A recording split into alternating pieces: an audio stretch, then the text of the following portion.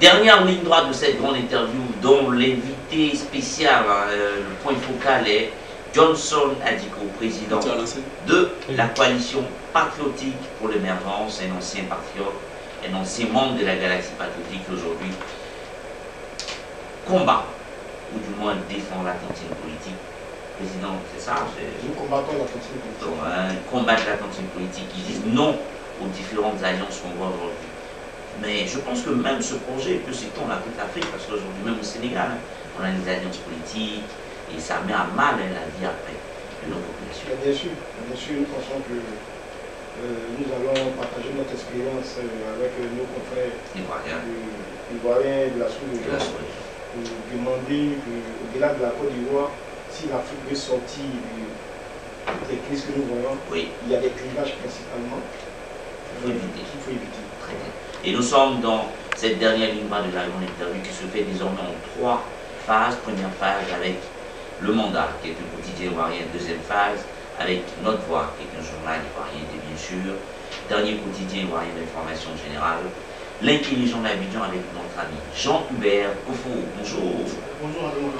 Je vous présente le président Johnson Adiko, qui décide désormais de partir vers le RAGP, si je ne m'abuse, jusqu'au tête des téléspectateurs, président.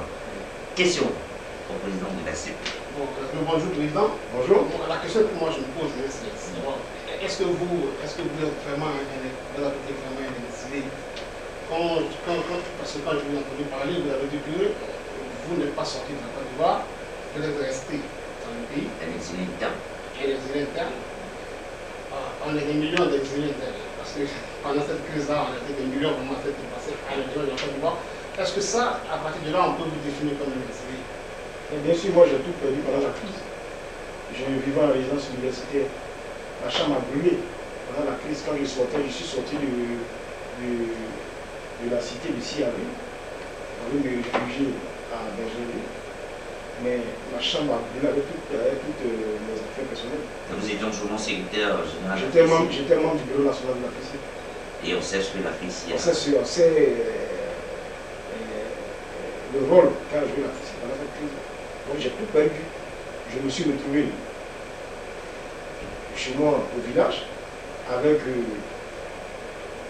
en tout et pour tout les seuls vêtements que je portais. Donc voilà, je suis un exilé, je suis une victime de la crise foncière. Et vous êtes revenu à Abidjan grâce au ministre d'État M. Pareko? Bien sûr, effectivement. Et aujourd'hui, le ministre d'État M. Pareko, il est un cadre de RAGP. Bien sûr, effectivement. Le RAGP qui hier était un mouvement de partis politiques, qui était une alliance de partis politiques et aujourd'hui qui est en train de devenir un parti politique. Et aujourd'hui, vous luttez contre les alliances. Est-ce que ce n'est pas un peu faire une parade de RAGP? En fait, soyez plus clair. Est-ce que vous n'êtes pas en train de me demander si je suis en mission recommandée par le ministre Ahmed Bakayoko? Je crois que c'est ça votre question. Oui, il n'a pas compris. Je pense que, vous voyez, mon amitié avec le ministre Ahmed Bakayoko est le symbole de la Côte d'Ivoire que nous devons construire. C'est-à-dire que cette Côte d'Ivoire où les Ivoiriens s'acceptent dans leur diversité, cette Côte d'Ivoire où les Ivoiriens se tolèrent dans la différence. Moi, je connais le ministre Ahmed Bakayoko en 2008. J'étais le secrétaire général de la FECI, cité universitaire de la Libération. Le ministre Ahmed Bakayoko, cadre du RDL, le ministre de NTIC à l'époque, je l'ai invité parce que j'organisais une journée de NTIC. Il est venu, je ne le connaissais pas personnellement. J'ai écrit un courrier, j'ai déposé à ses services et il s'est proposé de venir animer cette conférence. C'est là que je le connais. Mais je vous assure que je faisais partie de ces Ivoiriens qui n'avaient pas un bon œil de ce monsieur. Mais quand j'ai commencé à côtoyer l'homme, c'est là que j'ai vu la profondeur et la générosité de ce monsieur. Générosité. Bien sûr. Vous en avez bénéficié. Et depuis 2008, nous sommes restés des amis. Quand les élections ont commencé en 2010, il allait soutenir le président Ouattara. Moi, j'ai soutenu le président Ouattara. J'ai mené campagne pour le président Ouattara. Ça n'a pas effrité nos relations. Quand la crise post-électorale est arrivée et que je me suis retrouvé au village, il m'a appelé. Il dit, jeune frère, je voudrais que tu rentres à Abidjan. Dis à tous tes camarades de la FECI de rentrer à Abidjan. La crise est terminée. venir, on va travailler sur ce pays. Et depuis lors, nous avons nous sommes restés amis. Notre contradiction, nous sommes restés amis. Et c'est ça la Côte d'Ivoire de demain. C'est cette Côte d'Ivoire que nous voulons construire. Je ne suis pas le seul à avoir bénéficié de la générosité de ce monsieur au sein de la gauche ivoirienne. Nous sommes nombreux. Et moi, j'ai le courage d'affirmer cette amitié-là. Vous savez, ce qui rend la politique malsaine, c'est un peu ça. En nous, Ivoiriens, on se rend des services et quand on est sur des plateaux, on fait comme si on ne se parle pas. Et c'est cette impression que les militants ont dans les quartiers, ils s'entre-déchirent. Mais non, nous parlons. Quand il y a des sujets brûlants, nous nous retrouvons et nous parlons. Nous essayons de trouver des solutions. Donc voilà un peu la Côte d'Ivoire de demain que nous voulons construire à travers cette amitié. Donc Ahmed Bakayoko incarne pour moi l'Ivoirien nouveau qui est prôné par le président Ouattara. Il ne m'a jamais demandé, et ça je vous le dis la main sur le cœur, il ne m'a jamais demandé de revenir le RHDP. Il m'accepte tel que je suis, il m'accepte dans ma différence politique. Un peu n'est pas loin ici, vous le demandez. S'il me le demandait, je lui dirais simplement quelle offre politique vous avez pour nous, les Ivoiriens. Très bien. Apparemment, vous êtes amis avec tous nos grands mentors, Charles Guidé. Mais bien sûr, effectivement. Donc, je suis ami à Charles Guidé, je suis ami à plein d'autres. J'ai plus d'amis dans la gauche ivoirienne que le RHDP. Mais ce sont des amitiés. Les liens politiques sont différents. Quand il s'agit de politique, nous regardons l'intérêt général des populations. Et c'est ça qui incombe aujourd'hui à la coalition patriotique. Il y a un autre de la gauche, c'est de la gauche. Guillaume Soro, par exemple, peut-être aussi ami à lui. Comme je le dis, je n'ai pas de rapport personnel avec Guillaume Soro. Il a été mon secrétaire général, parce que moi je suis entré en 1996. Donc il a été mon secrétaire, et Soro Guillaume a été mon secrétaire général. Et nos rapports ont été syndicaux. Aujourd'hui, nos rapports sont politiques. Et vos rapports, vous êtes aussi membre de la Galaxie patriotique, et vos rapports avec d'autres membres de la Galaxie. Je n'ai aucun problème, les amis de la Galaxie patriotique. Nous parlons, nous discutons de la Côte d'Ivoire de demain, nous discutons de notre avenir. Avec qui vous parlez le plus souvent? Je ne citerai pas de nom sur ce plateau, mais sachez que tous les hommes politiques, les leaders de jeunesse que vous connaissez, je suis en contact avec eux et nous parlons. Peut-être que c'est la démarche qui diffère, l'approche qui est différente. Mais sachez que nous nous retrouvons et nous discutons de l'avenir de la Côte d'Ivoire. Et ce que nous disons, il faut éviter à ce pays-là une autre crise. Donc voilà ce que je peux dire. J'ai de bons rapports avec nous. Soyez-en rassurés. En Côte d'Ivoire, on parle de plus en plus de 2020 de passer la main à une nouvelle génération. Est-ce que, et en même temps, on parle de présidentiable, interne présidentiable, interne nulle part. Est-ce que vous pensez que le ministre d'État Ahmed Bakayoko déjà fait partie de cette nouvelle génération-là? Et qu'il est présidentiel. Je pense que le ministre Ahmed Bakayoko fait partie de cette nouvelle génération. Maintenant, à dire qu'il est présidentiel, ce n'est pas à moi de le dire. Pourquoi? Il faut le demander au peuple d'Ivoire. Vous le connaissez très bien. Mais bien sûr, je ne viendrai pas ici, sinon on dira qu'il est en train de faire les éloges de son grand frère et son ami. Par contre, je fais partie de ceux qui ont soutenu sa candidature à la mairie au nom de la jeunesse de l'Église. Donc si il est envoyé méristrable, non, c'est qu'il est présidentiel aussi. Mais là encore, à quelles conditions je l'ai soutenu? Nous sommes allés à Bobo et ça n'a pas été la seule candidature que nous avons soutenue. On l'a fait à Bobo, on l'a fait avec tout le monde. Nous avons déposé des courriers. Nous avons demandé aux différents candidats de nous apporter leur programme. Mais j'ai été surpris de voir que c'est les candidats RHDP qui nous ont respectés. Qu'en est-il des candidats du Front populaire ivoirien? Malheureusement, on a eu voilà, on n'a pas eu de réponse. On a insisté, on n'a pas eu de réponse. Et comment vous expliquez cela? C'est à eux qu'il faut demander. Nous sommes restés. C'est pour ça que nous disons qu'il faut sortir les clivages. À Bobo, nous avons reçu le programme d'Ahmed. Nous avons regardé dans le programme. Et c'est à 2 jours des élections que j'ai décidé de lui apporter le soutien. Après avoir eu le temps de scruter son programme. Ses collaborateurs m'avaient appelé au départ. Mais non, Adiko, est-ce que non, moi je ne fonctionne pas comme ça. C'est vrai, c'est un grand frère que je respecte. Apportez-moi le programme. Si je ne vois pas le programme, je ne peux pas apporter le soutien au ministère. Ça a été fait. On a regardé dans le programme. On a vu que bon, c'était l'offre, la seule offre politique qu'on avait. Donc nous l'avons soutenu. Vous l'avez soutenu parce que c'est la seule que vous avez reçue, mais parce qu'elle était convaincante. Non, elle était convaincante. Très bien. Ça, je le dis honnêtement, au-delà qu'on ait reçu le document. Mais pour nous, elle était complètement. Il est Jean-Hubert Profond. Aujourd'hui, 2020, comme on le dit, dans l'Abidjan arrive à grands pas. Qu'est-ce que ça vous explique cette date? Est-ce que vous avez peur de 2020? Mais aujourd'hui, comme tout Ivoirien, j'ai peur. Parce que quand on Peur regarde. d'aller en exil encore. Peur d'aller en exil. Parce que quand on regarde dans l'approche, dans la démarche des hommes politiques, Oui. on a l'impression de déjà vécu. Et c'est pour ça que nous interpellons la classe politique. Faites doucement. Les Ivoiriens sont fatigués de crise. Mais en même temps, nous disons aux Ivoiriens que c'est vous qui avez la clé. L'Ivoirien peut faire le choix de la paix en 2020. En sortant des différents clivages que j'ai cités ici et en ayant un choix objectif et rationnel à travers les compétences, à travers l'offre politique qui sera faite. Très bien. Oui, j'ai une question. Si les alliances politiques, que d'ailleurs vous combattez à travers votre expression de la critique politique, les alliances politiques n'existent plus, comment aujourd'hui voulez-vous que les élections se gagnent? Mais est-ce qu'on a besoin d'une alliance pour régler les problèmes d'une population?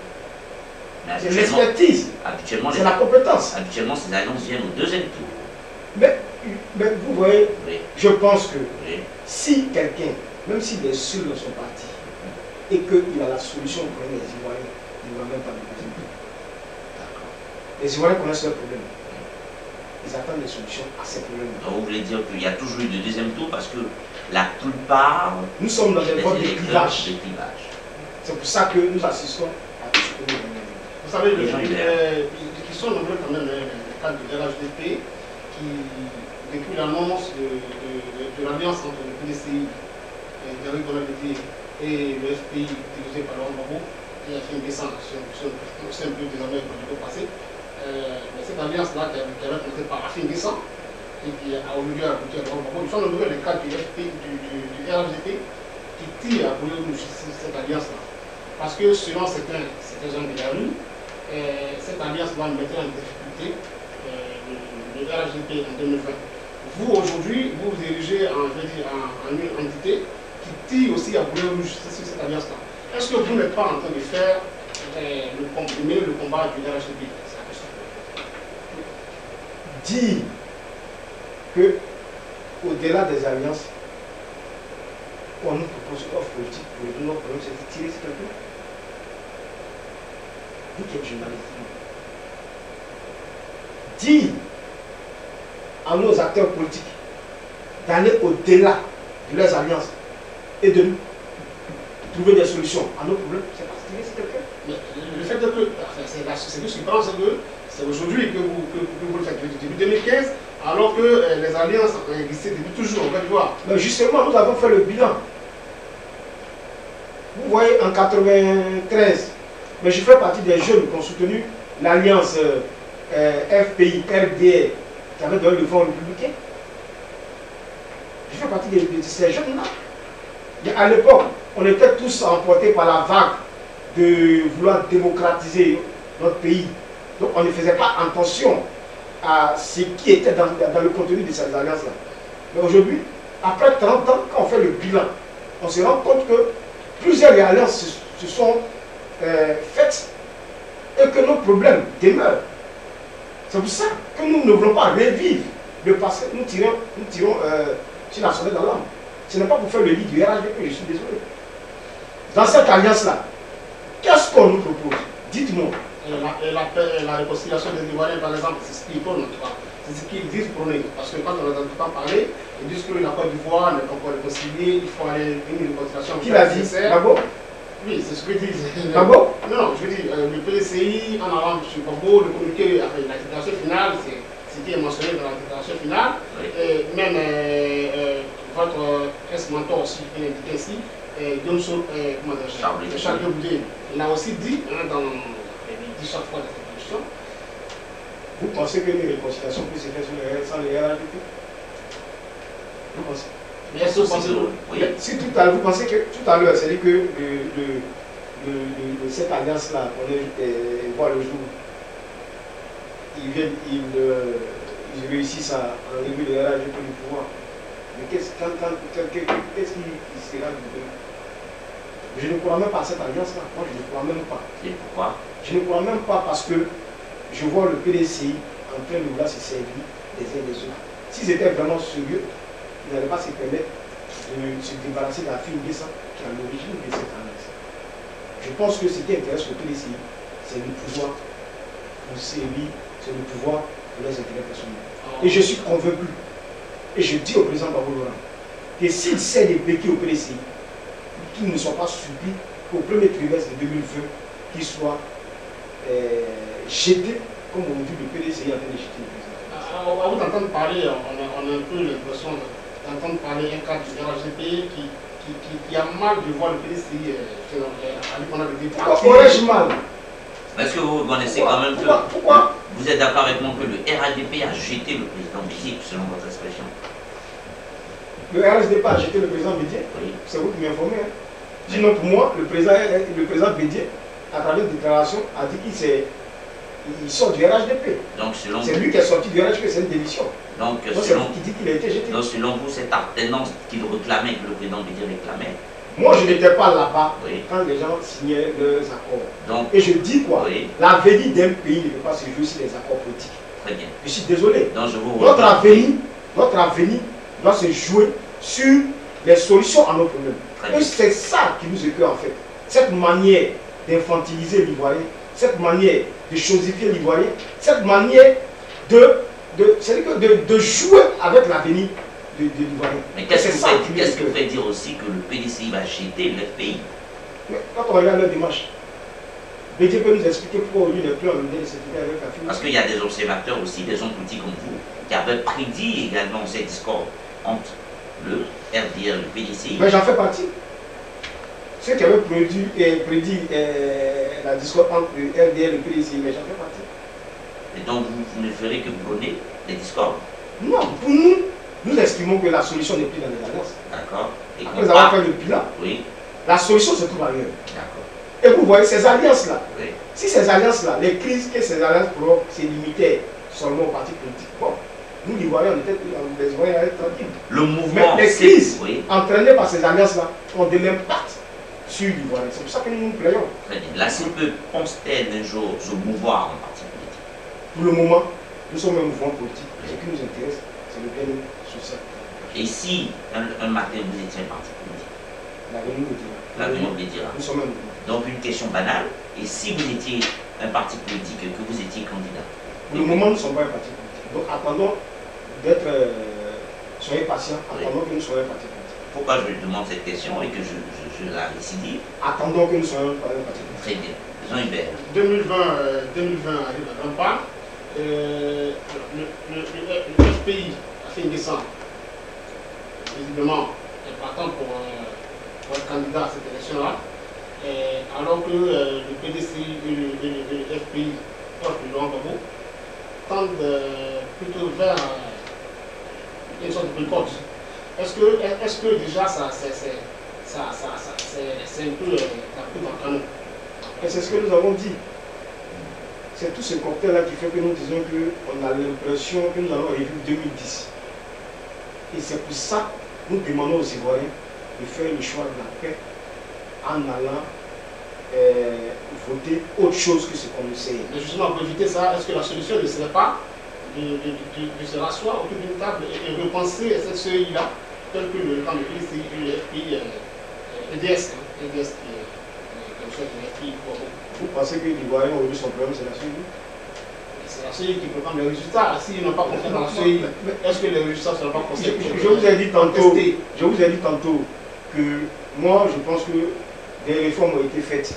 Mais cette CEI-là ne peut pas être taillée à la mesure d'un individu, à la mesure d'un groupe politique. Cette CEI pour vous elle est bonne ou pas? Pour moi, je n'ai pas à juger. Oui. Pour moi, j'estime que tout ce conflit qui s'est fait autour là, oui. c'est parce que les gens estiment qu'il faut passer par la CEI pour accéder au pouvoir de l'État. Mais je leur dis oui. qu'ils se trompent.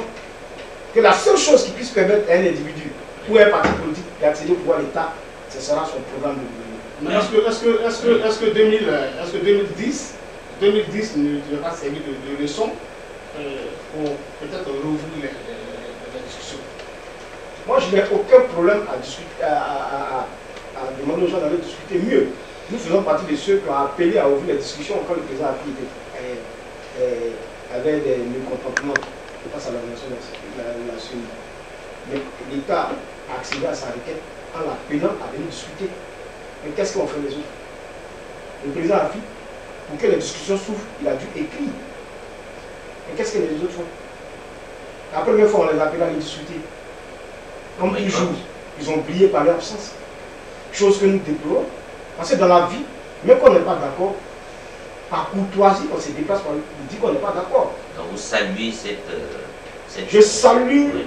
l'attitude républicaine du président Finessa. Pour les autres, il faut qu'ils changent leur approche. Parce que les boycotts, la politique de la chaise vide n'a jamais payé. Aujourd'hui, ils demandent encore qu'il faut que les discussions s'ouvrent. On va ouvrir la discussion. Je suis convaincu qu'ils ne viendront pas. Vous savez pourquoi? Parce que les gens n'ont rien à proposer aux Ivoiriens.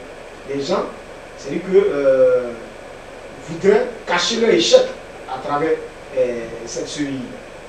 Puisqu'ils n'ont rien à proposer aux Ivoiriens. Pendant 8 ans, ce bloc-là n'a pas eu à travailler pour convaincre les Ivoiriens sur l'offre politique qu'ils pourraient proposer. C'est pour ça qu'ils utilisent ces subterfuges-là pour pouvoir masquer les échecs à venir. C'est tout. C'est ce que nous comprenons dans les démarches. Et qu'est-ce que vous pensez aujourd'hui de cette démarche également de Simon-Olivier Gbagbo qui sillonne toute la Côte d'Ivoire à travers une très belle parade de réconciliation nationale? Bien sûr, c'est ce que nous demandons. Je disais tantôt qu'il y a des acteurs politiques qui ont fait le bilan de la crise et qui ont tiré les leçons. Et parmi ces acteurs-là, quand on regarde l'approche de certains, on peut savoir ceux qui ont tiré les leçons à travers leurs déclarations, à travers leur manière de faire, on sait. Et la première dame, Simone Gbagbo, a fait partie. Mais il y a d'autres qui n'ont rien compris. Et avez-vous présenté votre mouvement? Pas encore.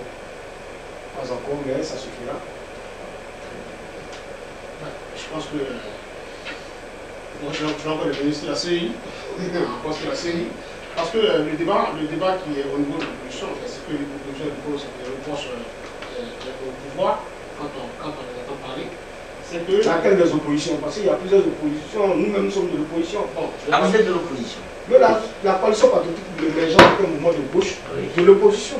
Je vais parler du PDCI et de l'EDS, l'ensemble EDS, qui forment l'EDS qui comprend une partie du FPI, qui disent que le pouvoir a mal interprété les instructions de la Cour africaine. La Cour africaine qui demanderait plutôt une réforme complète de la CEI, alors que le pouvoir a plutôt fait une recomposition de la CEI. Et pendant qu'ils le disent, cette même Union africaine a répondu pour dire que non, voilà, ils sont satisfaits des réponses. Là également. Donc ils ont la réponse. Et une CEI sans le PDCI, sans une partie du FPI, EDS, est-ce que ça ne craint pas? Bon, pour nous, notre problème n'est pas à ce niveau. Qui est dans la CEI, qui n'est pas dans la CEI. Je pourrais dire nous aussi, la CPE n'est pas dans la CEI, on pourrait s'en prendre. Tout le monde peut pas être dans la CEI. Très bien. Voilà. Tout le monde peut pas être dans la CEI. Très bien. Dernière question. La FESI, la Fédération Estudiantine et Scolaire de Côte d'Ivoire, vous avez assuré le secrétariat général au niveau de la République. Vous avez côtoyé pas mal de jeunes leaders qui aujourd'hui, certains sont dans des partis politiques. Vous avez eu à côtoyer déjà des anciens présidents, je vous cite par exemple Valentin Boissy de l'IPCI, vous aussi. Comment est-ce que la CPE Mais si on se rencontre, oui. Valentin Boissy, bon, comme je le dis, nous sommes sur un plateau. Mais sachez que la CPE est en contact avec tous ces leaders que vous connaissez. Même de Manak Kass, qui a vraiment été. Qui a failli être appelé au Ghana, ça se met en contact avec lui. Non, pas directement. Pas directement. Mais je suis en contact avec les membres de son entourage. Voilà. Nous parlons, et c'est ce que je disais tantôt, nous parlons de l'avenir de la Côte d'Ivoire. Et ce mouvement a été présenté à tous ces jeunes. Bien sûr. DAS ensemble, du Bien sûr, bien sûr, DAS ensemble, bien sûr. Aujourd'hui, la FESI, quel est votre regard sur la FESI? La FECI fait partie de toutes les organisations qu'on a. La FECI vous fait sourire, vous avez Ouais. vécu de bons moments. Bien sûr, De beaux l'homme moments. que je suis devenu, je le dis honnêtement, c'est grâce à la FECI. Si moi j'arrive aujourd'hui à tenir un plateau, à avoir un débat, c'est à la FECI que j'ai appris ça. Donc je suis fier Vous avez bien sûr comment d'avoir chaque idée. d'avoir appartenu à la FECI. C'est vrai que tout ce qui a été fait là-bas n'est pas beau. Je demande à chaque fois à nos jeunes frères d'essayer de corriger les imperfections. Parce que ce que nous avons fait, tout n'a pas été parfait. Il y a beaucoup de choses qu'on nous reproche et les générations à venir doivent s'atteler à corriger cela. Voilà, cela dit, nous les observons de loin et voilà, ils font leur bonhomme de chemin. Jean-Hubert Koufou, merci d'être venu. Vous êtes le dernier de ce trio journalistique qui nous a accompagnés au cours de ces 1h30, 2 heures d'échange et de découverte de la CPE et la coalition patriotique pour l'émergence d'un mouvement créé en 2015 et qui en 2020 fêtera ses 5 ans de vie et d'existence sur la scène politique ivoirienne. Johnson Adiko, président, merci à vous d'être venu. Merci. Nous avons reçu dans le cadre de la grande interview. Merci à Hilaire Guébi du journal Le Mandat. Merci à César Ebotier du journal Notre Voix. Et à très vite pour un prochain numéro.